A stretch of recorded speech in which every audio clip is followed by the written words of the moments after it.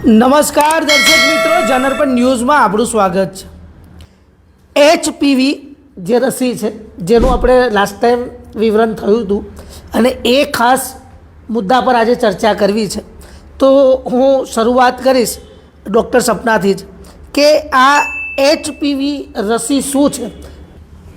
સો HPV રસી એટલે શું?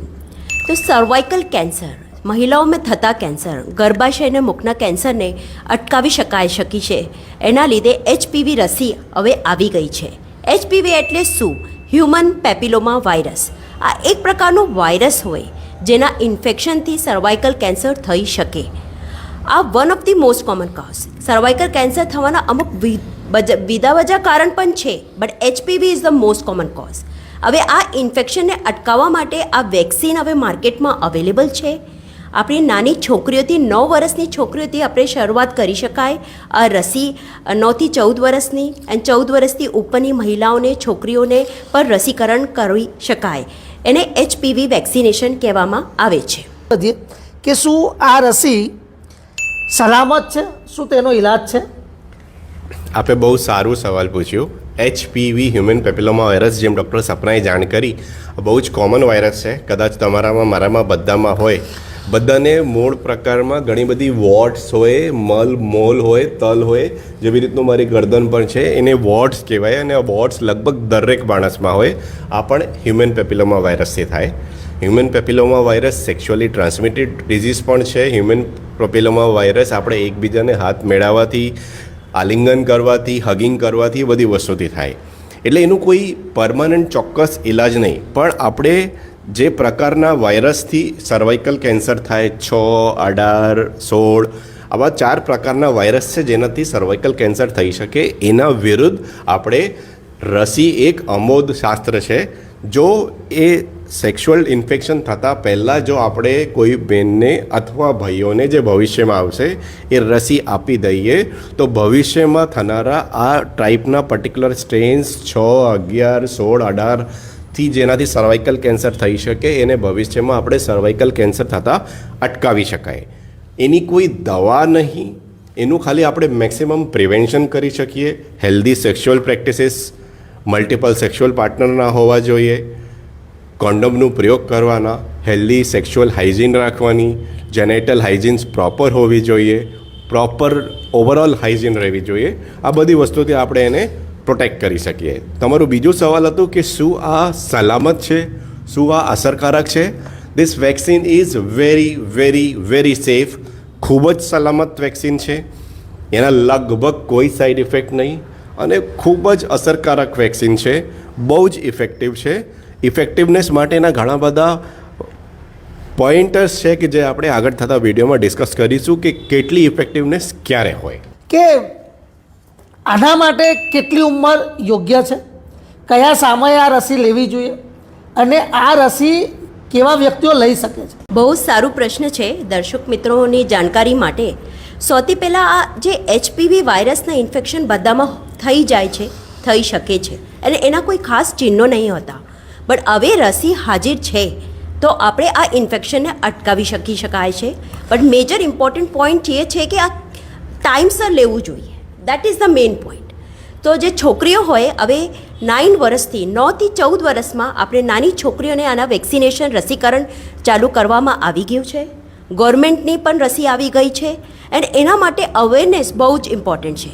9 થી 14 ઇયર્સની જે છોકરીઓ હોય એમને આપણે 2 ડોઝ આપતા હોઈએ। એક 0 ડોઝ કહેવામાં આવે છે, જે ફર્સ્ટ ડોઝ લઈએ છીએ, અને બીજો ડોઝ 6 મહિના પછી આપતા હોઈએ છીએ। આ 2 ડોઝથી આ HPV કેન્સરને આપણે અટકાવી શકાય છે। હવે આ વસ્તુ એક સમજવાની જરૂરત છે કે HPV જે ઇન્ફેક્શન હોય એના 100 કરતાં વધારે સ્ટ્રેન્સ હોય, ટાઈપ્સ હોય, જે મેં હમણાં કહેવા માગું છું। પણ આપણે જે વેક્સિનેશન છે એમ ખાસ બેસિકલી 6, 11, 16 અને 18 વોટ આર ધીસ? આ સ્ટ્રેન્સ છે જે મોસ્ટ કાર્સિનોજેનિક છે। ઇટ મીન્સ દેટ આનાથી સર્વાઇકલ કેન્સર થવાની શક્યતાઓ સૌથી વધારે છે। તો એ સ્ટ્રેન્સના અગેન્સ્ટ આપણે વેક્સિનેશન લાવ્યા છે। એન્ડ જે મહિલાએ છોકરીઓ જે 14 વર્ષથી ઉપર હોય, 15 વર્ષથી ઉપર હોય, એ લોકોમાં 3 ડોઝ મૂકવામાં આવે છે।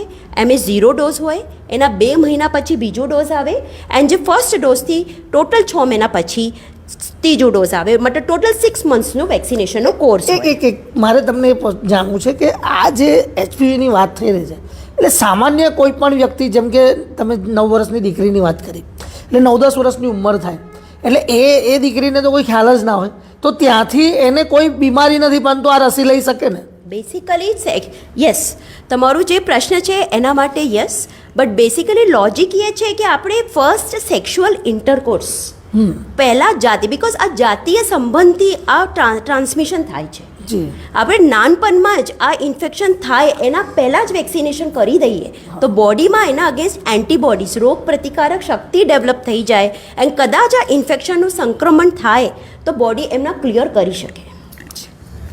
પહેલાં તો કંચનભાઈ, હું તમને અટકાવીશ. હું તમને બધાને, દર્શક મિત્રોને સમજાવીશ કે વેક્સિન કામ કઈ રીતનું કરે. જ્યારે કોઈ પણ વાયરસ બોડીમાં ઇન્ફેક્શન કરે તો એ એન્ટીબોડી બનાવે, અને જો એ વાયરસનું એક્સપોઝર પહેલાંથી બોડીમાં ના હોય તો પછી એ વાયરસ જાતે એન્ટીબોડી બનાવે અને નુકસાન કરે. વેક્સિન શું કરે? વેક્સિન એટલે વાયરસની જેમ જ હોય, એટલે એ બોડીમાં પહેલાંથી એન્ટીબોડી બનાવે, અને ભવિષ્યમાં જ્યારે વાયરસ અટેક કરે તો એ એન્ટીબોડી પહેલાંથી હાજર હોય, અને એ એન્ટીબોડી વાયરસને નિસ્તનાબૂદ કરી નાખે. એટલે વાયરસથી થનારા ભવિષ્યમાં કોઈ પણ ઇમ્યુનોલોજીકલ કોન્સિક્વન્સીસ, અને જેના કારણે ભવિષ્યમાં કેન્સર થાય, એને અટકાવવામાં મદદ થાય. આ વેક્સિન ઇન્ફેક્શનને નહીં પ્રિવેન્ટ કરતું, વેક્સિન ઇન્ફેક્શનના કારણે થનારા કેન્સરને પ્રિવેન્ટ કરે. વાત રહી કે ઘણા પહેલું સેક્સ્યુઅલ ઇન્ટરકોર્સ પહેલાં આ રસી આપવી જોઈએ. હવે કેમ કે ધીમે ધીમે લોકોમાં આનું જાગૃતતા વધે છે, એટલા માટે આપણે આ કરી શકીએ. પણ અમારી પાસે 26 વર્ષ, 28 વર્ષ, 30 વર્ષવાળા બહેનો આવે જેમનું એક બાળક થઈ ગયું હોય, સાહેબ શું આ વેક્સિન અમે લઈ શકીએ? હા, બિલકુલ લઈ શકીએ. પણ સેક્સ્યુઅલ ઇન્ટરકોર્સથી તમને કોઈ પણ ટાઈપ ઓફ સ્ટ્રેનથી ઇન્ફેક્શન થઈ શકે. જરૂરી નહીં 4 થાય, કદાચ 1થી થાય, કદાચ 2થી થાય. આ 2 પ્રકારની વેક્સિન છે, ક્વોડ્રીવેલેન્ટ અને નોનાવેલેન્ટ. નોનાવેલેન્ટ એટલે 9 સ્ટ્રેનના અગેન્સ્ટ કામ કરશે, ક્વોડ્રીવેલેન્ટ એટલે 4 સ્ટ્રેનના અગેન્સ્ટ કામ કરશે. તો થોડું ઘણું પ્રોટેક્શન તો મળશે જ. પણ કોઈ 40, 45, 50 વર્ષવાળા બેન આવીને આપણને પૂછે કે સાહેબ હું આ રસી લઈ શકું, તો અમારો જવાબ હશે કે બેન, આ ઉંમરે 40 વર્ષ પછી તમને આ રસી લેવાથી બહુ જ ફાયદો ના થાય. એના કરતાં આપણે દર વર્ષે પેપ્સમિયર કરાવીએ, એનાથી આપણને વધારે ફાયદો થશે. કે આ રસી કેટલાની આવે છે, તો આ રસી વિશે માહિતી આપો. કેટલાની આવે, કેટલા એના ડોઝ હોય, કેવી રીતે, એની પૂરેપૂરું સમજાવો. હવે જે આપણે પ્રાઇસની વાત કરી રહ્યા છે, તો હવે આપણે ઇન્ડિયન ગવર્મેન્ટની વેક્સિન આવી ગઈ છે, જે લગભગ 2000 રૂપિયાને આજુબાજુમાં એક ડોઝ મળે છે. તો એટલા માટે જો 15 વર્ષ પહેલાં આપણે નાની છોકરીઓને રસીકરણ કરી દઈએ 9 થી 14 વર્ષમાં, તેમને કેવલ 2 ડોઝ જ લેવાની જરૂરત છે. હું ફરીથી યાદ કરાવું કે એક 0 ડોઝ હોય ને એક 6 મહિના પછીનો ડોઝ હોય. આમે આ જે ઇન્ટરવલ છે કે 6 મહિના પછી લેવાનો હોય, એ પણ બહુ જ ઇમ્પોર્ટન્ટ છે. ક્યોંકि જો તમે વિચારો કે નહીં આપણે કોર્સ પતાવી દઈએ અને વહેલા આપણે રસીકરણ 6 મહિના પહેલાં કરાવી દઈએ, તો બોડીમાં જે ઇમ્યુનોજેનિક રિસ્પોન્સની આપણે વાત કરતા હોઈએ, એન્ટીબોડીઝ જે બોડીમાં ડેવલપ થવી જોતી હોય એ નહીં થતી. એટલા માટે 0 and 6 ઇઝ વેરી ઇમ્પોર્ટન્ટ. એના ઉપર 14 વર્ષ ઉપર જો એજ થઈ ગઈ હોય તો આપણે 3 ડોઝ લેવાનું હોય, 0, 2 and 6. તો એક રસી જે આવે છે લગભગ 2000 રૂપીસને આજુબાજુમાં આવે છે. આમાં ડૉક્ટર સપનાએ ક્વોડ્રીવેલેન્ટ રસીની વાત કરી, જેમાં 4 સ્ટ્રેન સ્પેસિફિક હોય છે. થોડા સમય પહેલાં માર્કેટમાં નોનાવેલેન્ટ સ્ટ્રેનની રસી આવી, એ લગભગ 3,500 થી 4,000 રૂપિયાની આવે છે. પણ જે મારી જાણકારી છે, થોડા સમયમાં 1 થી 2 વર્ષમાં ગવર્મેન્ટ ઓફ ઇન્ડિયા UPI એટલે જે આખો ઇન્ડિયાનું ચિલ્ડ્રનનું જે ઇમ્યુનાઇઝેશન પ્રોગ્રામ છે, એમાં આ રસીકરણ સ્ટાર્ટ કરવાની છે, અને એમાં લગભગ 400 થી 500 રૂપિયામાં આ રસી આવી જશે. તમારી પાસે આવીશ કે આના લક્ષણો કયા કયા છે, આના લક્ષણો વિશે થોડી માહિતી આપો કે આ કેવી રીતે એને રોકી શકાય અને આના લક્ષણો કયા કયા છે, આ બંને વિશે તમે થોડું. આ કંચનભાઈ, તમે બહુ સારી વસ્તુ કીધી. તમે જે જનજાગૃતિને અમે કહીશું કે દરેક સ્કૂલની દરેક છોકરીને આ રસી વિશે ખબર હોવી જોઈએ, દરેક કોલેજમાં જતી છોકરીને ખબર હોવી જોઈએ, દરેક સોસાયટીમાં દરેક લેડીને ખબર હોવી જોઈએ. અને જેવી રીતનું કોરોનામાં આપણને એક પેલું કાર્ડ મળ્યું હતું કે મારી રસી મુકાઈ ગઈ છે, એવી રીતનું સર્વાઇકલ કેન્સરની પણ રસી થવી જોઈએ. WHOનો પ્રોગ્રામ છે કે 2030 થી 2050 સુધીમાં આપણે આ સર્વાઇકલ કેન્સર વિશ્વથી નિસ્તનાબૂદ ઇરેડિકેટ કરવાનું છે, જેના માટે દુનિયાની 70% મહિલાઓમાં આ રસીકરણ થવું જરૂરી છે. સવાલ રહ્યું તમારું, આ HPVના કંઈક ચિહ્નો સિમ્ટમ્સ છે. નવાઈની વાત એ છે કે એના કોઈ સિમ્ટમ્સ જ નહીં, એટલા માટે આપણે લોકો ડૉક્ટર પાસે જતા જ નહીં આની સારવાર કરાવવા માટે. ખાલી જેવી રીતનું મેં વાત કરી, આપણને કોઈ તલ હોય કે મોલ હોય કે પેલો અમે વોર્ડ્સ કહીએ અને બીજા કોઈ ખાસ સિમ્ટમ્સ નહીં હોતા, એટલા માટે આ દરેક લગભગ 50% દુનિયાની 50%ની આબાદીમાં આ HPVના સિમ્ટમ્સ થોડા ઘણા હોય છે, મોલ્સ વોર્ડ્સ, અને આ ધીમે ધીમે પ્રસરિત થતો જાય છે, બરાબર. પણ આ નોન કેન્સરસ હોય એટલા માટે આપણને તકલીફ નહીં હોતી, પણ જ્યારે કેન્સરસ સ્ટ્રેન ઘર કરી જાય ત્યારે આમાં સર્વાઇકલ કેન્સર થઈ શકે. ખાસ કરીને એક વાત એ જાણવી છે કે સ્ત્રીમાં હોય છે કે પુરુષમાં હોય છે, આ બંનેમાં હોઈ શકે, એ પણ એક સ્પષ્ટ કરી લો. આ સેક્સ્યુઅલી ટ્રાન્સમિટેડ કોન્ટેક્ટથી થાય, પુરુષોમાં પણ હોય, સ્ત્રીઓમાં પણ હોય, સ્ત્રીથી પુરુષમાં, પુરુષથી સ્ત્રીમાં થાય, ડીપ કિસિંગથી થાય, હગિંગથી થાય. જરૂરી નહીં કે સેક્સ્યુઅલ પેનિટ્રેશન થવું જરૂરી છે. કોઈ પણ પ્રકારનું સેક્સ્યુઅલ ઇન્ટિમેટ કોન્ટેક્ટ હોય તો એનાથી એકબીજાને પ્રસરી શકે છે, અને બંનેમાં હોય, સ્ત્રીમાં પણ હોય, પુરુષમાં પણ હોય. ઓનલી થિંગ ઇઝ કે સર્વિક્સ જે છે એ સ્ત્રીમાં હોય એટલે પુરુષમાં સર્વિક્સ નહીં હોતું, એટલા સ્ત્રીમાં સર્વાઇકલ કેન્સર હોય, પણ પુરુષોમાં મોઢાનું કેન્સર થઈ શકે, લેટ્રિનની જગ્યાનું એનલ કેન્સર થઈ શકે, ઘણા બધા વસ્તુઓ થઈ શકે. એનાથી એવી ભાષામાં તમે સમજાવો કે આવી વસ્તુઓમાં કેવી પરેજી, કેવી રીતે રહેવું, શું કરવું ને કેવું ધ્યાન રાખવું. હા, ઇન્ડિયામાં અમે પ્રિવેન્ટિવ હેલ્થનું કોન્સેપ્ટ લાવવા માંગીએ છીએ. પ્રિવેન્ટિવ હેલ્થનું મતલબ છે કે જ્યારે આપણને કોઈ તકલીફ ના હોય તો ડૉક્ટર પાસે જઈને વાત કરવાની કે સાહેબ, મેડમ, મને તકલીફ નહીં, પણ આ વસ્તુ હું કરવા માગું છું, શું કરી શકાય. ફોરેન કન્ટ્રીઝમાં, ન્યૂઝીલેન્ડ, ઓસ્ટ્રેલિયામાં એ લોકોનું ઉંમર પ્રમાણે નક્કી હોય કે આ ઉંમરમાં બેન હોય તો આને આટલા ટેસ્ટ કરવાના, ભાઈ હોય તો આને આટલા ટેસ્ટ કરવાના. એટલે આપણને ખબર પડે કે ફલાણા દેશમાં કોલોનોસ્કોપી કરી એટલે કોલોન કેન્સર ખબર પડી, આવી રીતનું ખબર પડે. આ સર્વાઇકલ કેન્સરને મટાડવા માટે સૌથી ઇમ્પોર્ટન્ટ છે કે સેક્સ્યુઅલ હેલ્થ પ્રેક્ટિસીસ સારી હોવી જોઈએ, કોન્ડમનું પ્રોટેક્શન, સિંગલ હેલ્થ પાર્ટનર, આપણે ફેથફુલ રહેવા જોઈએ, જેનેટલ હેલ્થ હાઇજીન સારી હોવી જોઈએ. છતાં એના પછી પણ ઘણા લોકોને સર્વાઇકલ કેન્સર થઈ શકે. એ આટલા કર્યા પછી પણ જો આપણને સર્વાઇકલ કેન્સર ના થવાનું હોય તો એના માટે 9, 10, 11, 12 વર્ષની ઉંમરથી આપણે સર્વાઇકલ કેન્સર વેક્સિન સ્પેશિયલી ફિમેલ્સમાં લઈ લેવી જોઈએ. વેક્સિન લીધા પછી પણ સર્વાઇકલ કેન્સરની ચકાસણી બહુ જરૂર છે, અને દર 30 વર્ષ કરતાં ઉપર બેનને દર 3 વર્ષે અથવા દર 5 વર્ષે જો એની જોડે HPV ટેસ્ટિંગ થયેલી હોય, પેપ્સમિયર કરાવવાનું 65 વર્ષના ઉંમર સુધી. આ બધું બહુ ઇમ્પોર્ટન્ટ છે. સર્વાઇકલ કેન્સર વેક્સિન બહુ જ સેફ છે, બહુ જ ઇફેક્ટિવ છે. અને હા, આ કાર્યક્રમને કોઈ સર્વાઇકલ કેન્સર વેક્સિનની કંપનીવાળાએ સ્પોન્સર નહીં કર્યું. આ ટોટલી ઓર્ગેનિક પ્રોસેસ છે. અમે બંને જનઅર્પણ ન્યૂઝ ને અમારું હોસ્પિટલનું ધ્યેય એ છે કે આ જાન્યુઆરી સર્વાઇકલ કેન્સર અવેરનેસ મંથ છે, લોકોમાં જનજાગૃતિ ફેલાવીએ. અમારે તમને બધાને એવી આશા રહેશે કે પ્લીઝ આ વિડીયોને વધુમાં વધુ લોકો સુધી શેર કરજો. તમને કોઈક આના વિશે પ્રશ્નો હોય તો કોમેન્ટ કરીને અમને ક્વેશ્ચન પૂછો, અમે એનો જવાબ આપશું. કોઈ ડાઉટ હોય, ઘણા લોકોમાં એવું ડાઉટ હોય કે ધારો કે એક કંપનીની રસી લીધી તો આપણે બીજી કંપનીની રસી લઈ શકીએ કે નહીં. નોર્મલી આપણે એક જ કંપનીની રસી લેવી જોઈએ બીજી ડોઝમાં, પણ જો ના મળતી હોય, બીજા દેશમાં જતા રહ્યા હોય તો આપણે બીજી કંપનીની રસી લઈ શકીએ. ઘણા લોકો એવું કહે કે આપણે ખાલી એક જ ડોઝ લીધી છે, બીજી ડોઝ રહી ગઈ છે, તો જ્યારે યાદ આવે, જ્યારે અનુકૂળ સમય મળે ત્યારે લઈ લો.